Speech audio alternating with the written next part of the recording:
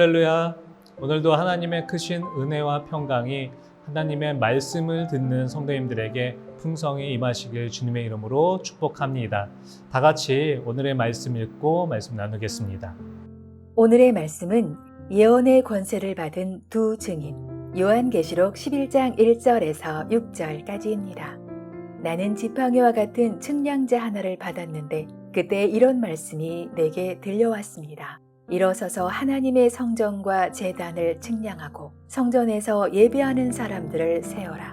그러나 그 성전의 바깥들은 측량하지 말고 내버려 두어라.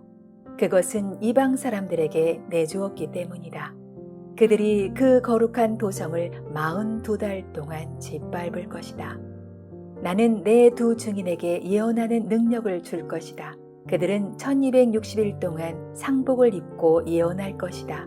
그들은 이 세상을 다스리시는 주님 앞에 서 있는 올리브 나무 두 그루요, 촛대 두 개입니다. 그들을 해하려고 하는 사람이 있으면 그들의 입에서 불이 나와서 그 원수들을 삼켜 버릴 것입니다. 그들을 해하려고 하는 사람은 누구나 이와 같이 죽임을 당하고 말 것입니다. 그들은 자기들의 예언 활동을 하는 동안에 하늘을 닫아 비가 내리지 못하게 할 수 있는 권세를 가지고 있습니다. 또 물을 피로 변하게 하는 권세와 그들이 원하는 대로 몇 번이든지 어떤 재앙으로든지 땅을 칠 수 있는 권세를 가지고 있습니다. 오늘 본문의 내용은 하나님이 요한에게 지팡이 같은 갈대를 주십니다. 이 지팡이 같은 갈대는 측량 도구로 사용되었습니다. 그리고 오늘 본문 1절, 2절의 말씀을 보시면 측량하라라는 것과 측량하지 말라라는 것을 볼 수 있습니다.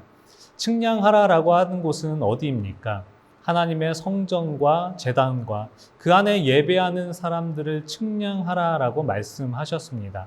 여기서 측량하라고 하는 것은 무엇일까요? 어떤 이 물리적인 크기를 측정하기 위해 측량하라라고 하신 말씀은 아닐 것입니다. 이 성경의 말씀에서 측량하라라는 것은 두 가지의 뜻으로 살펴볼 수 있습니다. 파멸을 위한 경우도 있었고 보호를 위한 경우도 있었습니다. 오늘 본문에서 측량하라는 것은 하나님이 내 소유이니 내가 보호한다라는 그런 의미를 가지고 있습니다. 반대로 측량하지 말라라고 하는 것도 있었습니다. 2절 말씀을 보시면 그러나 그 성전의 바깥들은 측량하지 말고 내버려 두어라. 그것은 이방 사람들에게 내주었기 때문이다. 그들이 그 거룩한 도성을 42달 동안 짓밟을 것이다 라고 말씀하고 있습니다. 이 성전 바깥 마당을 측량하지 말고 그냥 두라는 것입니다. 이것은 불신자들이 하나님의 보호 밖에 있는 것을 상징하고 있습니다. 이방인들이 성전 바깥 마당을 3년 반 동안 짓밟을 것입니다. 그러나 이 성전 중심과 제단과 그 안에 경배하는 자들은 짓밟지는 못한다라고 말씀하고 있습니다. 모든 위험과 파멸로부터 보호를 받게 되는 것입니다. 그리고 두 증인에 대한 설명을 하고 있습니다. 이 두 증인에게 권세를 주셨는데 이들은 굵은 베옷을 입고 예언하였습니다. 이 성경에서 베옷을 입는 것은 회개와 슬픔의 의미가 있습니다. 두 증인이 굵은 베옷을 입고 1260일 동안 예언을 하는 것은 다가올 심판의 말씀을 전하면서 속히 회개하고 돌아오라라는 메시지를 담고 있는 것입니다. 또한 오늘 본문에서 두 증인을 이렇게 설명하고 있습니다. 본문의 4절의 말씀을 한번 보시면 그들은 이 세상을 다스리시는 주님 앞에 서 있는 올리브 나무 두 그루요, 촛대 두 개입니다 라고 되어 있습니다. 이 올리브 나무의 기름은 제사장이나 왕이 성별되어질 때 이 기름을 사용하였습니다. 올리브 나무라는 것은 기름 부음을 말하는 것입니다. 세상의 증인으로 살아가기 위해서는 이 기름 부음, 즉 성령의 역사심이 있어야 합니다. 또한 요한계시록에서 이 촛대는 교회를 말하고 있습니다. 촛대가 교회가 되는 이유는 세상의 빛을 전하기 때문입니다. 증인으로서 산다라는 것은 세상에 빛을 비추는 사람으로서 사는 것입니다. 이 두 증인에 대한 설명은 6절에서도 볼 수 있습니다. 6절 말씀에도 그들은 자기들이 예언을 하는 동안에 하늘을 닫아 비가 내리지 못하게 할 수 있는 권세를 가지고 있습니다. 또 물을 피로 변하게 하는 권세와 그들이 원하는 대로 몇 번이든지 어떤 재앙이로든지 땅을 칠 수 있는 권세를 가지고 있습니다. 이 말씀을 보시면 구약의 두 인물이 생각나게 됩니다. 바로 엘리야와 모세입니다. 이 하늘을 닫아 예언하는 날 동안 비가 오지 못하게 하였다라는 표현은 엘리야가 하나님께 3년 반 동안 기도하자 하늘을 닫으셨다가 다시 기도하자 비를 내려주신 사건을 이야기하는 것입니다. 또한 물을 피로 변하게 하고 아무 때든지 원하는 대로 여러 가지 재앙으로 땅을 치는 이 말씀은 애굽에 여러 재앙을 내리게 했으며 나일강을 피로 변하게 했던 모세를 나타내는 것으로 볼 수 있습니다. 이 모세와 엘리야는 구약의 대표 선지자입니다. 모세와 엘리야는 시대적으로 이 어려운 상황에서도 이 하나님의 말씀을 증거하는 자였습니다.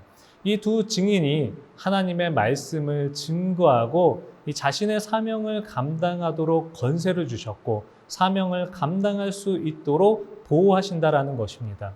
사랑하는 성도 여러분, 오늘 본문은 이 어두운 세상에서 이 증인의 사명을 감당해야 할 교회의 모습을 설명하고 있습니다.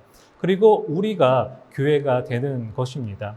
교회는 인간의 힘과 능력으로 되는 것이 아니라 성령의 능력으로 가능하게 되는 것입니다. 교회의 이 선지자적인 기능은 교회와 성도들에게 부여된 것입니다. 교회와 성도들이 하나님의 말씀을 증거하는 동안 전능하신 하나님의 보호하심을 받게 될 것입니다. 또한 하나님께서 하나님의 사명을 감당할 수 있도록 권세를 주실 것입니다. 교회는 반석 위에 세워져서 음부의 권세가 이기지 못하게 될 것입니다. 우리도 성령님께서 날마다 함께 주실 것입니다. 또한 이 성경의 말씀을 보시면 이 시대적 상황이 어려운 가운데서도 하나님의 능력이 임하여 하나님의 말씀을 온전히 증거하던 것처럼 우리 역시 전능하신 하나님을 바라보며 이 증인의 삶을 살아가는 우리 복된 성도님들이 되시기를 간절히 축복합니다. 그래서 우리 성도님들 모두 선지자적인 그 삶을 살아가는 자가 되고 세상의 빛을 비추는 복된 성도님들이 되시길 주님의 이름으로 간절히 축복합니다. 기도하겠습니다. 살아서 역사하신 하나님 아버지 은혜 감사를 드립니다.